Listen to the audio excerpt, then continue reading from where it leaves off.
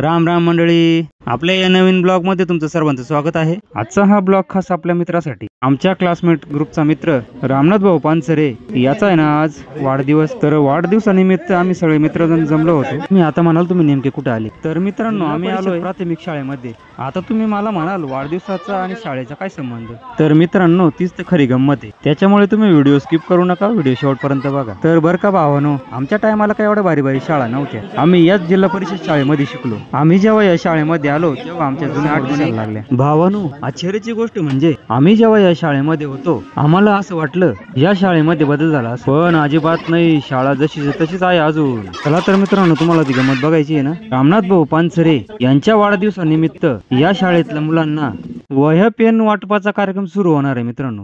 रामनाथ भाऊ पानसरे यांचा शाल टोपी देऊन सत्कार करण्यात आला। आमचे वर्ग मित्र नवनाथ भाऊ चव्हाण यांचं जोरदार भाषण झालं, कान देऊन ऐका भाऊ। आणि ग्रामस्थ या ठिकाणी आज आमचे मित्र रामनाथ भाऊ पानसरे यांच्या अभिष्टचिंतन, त्याच्यानंतर आमचे दुसरे वर्ग मित्र बबन भाऊ लोकरे यांनी सुद्धा छोटंसं भाषण केलं। पुढेच मोठं नव्हतं, सर्वांची परिस्थिती एकदम नाजूक होती, सर्व काही व्यवस्थित। पुढचं भाषण ज्ञानेश्वर कातकडे म्हणजेच आमचे माऊली हो, आम्ही त्यांना प्रेमाने माऊली म्हणतो, त्यांनी एक छोटंसं गीत गायलं, नक्की ऐका। दुःख अडवायला उंबऱ्या मित्र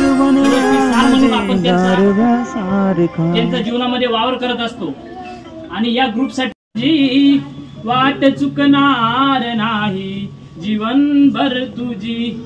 मित्र असला जवळ जर काजव्यासारखा, मित्र वनव्यामध्ये गारव्यासारखा, का उगा हिंडतो देव शोधायला, का उगा हिंडतो देव शोधायला।